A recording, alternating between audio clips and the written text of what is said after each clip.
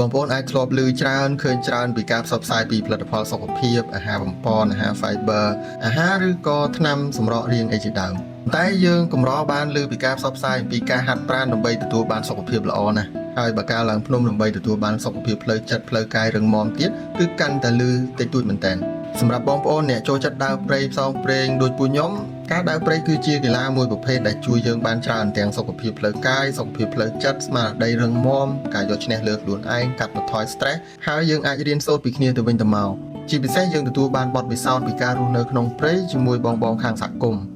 វាក៏ជាការផ្ដល់ឱកាសឲ្យខ្លួនឯងបានផ្សារភ្ជាប់ទំនាក់ទំនងជាមួយនឹងធម្មជាតិអនុញ្ញាតឲ្យរាងកាយរបស់យើងបានប៉ះផ្ទាល់ជាមួយនឹងទឹកជ្រោះខ្យល់ពពកអាប់អាចឲ្យភ្នែករបស់យើងបានគយគន់ទេសភាពព្រៃភ្នំជាពិសេសគឺពណ៌បៃតងសួតរបស់យើងបានស្រូបយកអុកស៊ីសែនស្របពេលដែលយើងអាចចូលរួមចំណែកនៅក្នុងការការពារព្រៃឈើនិងចូលរួមជួយសេដ្ឋកិច្ចនៅក្នុងសហគមន៍ទៀតផង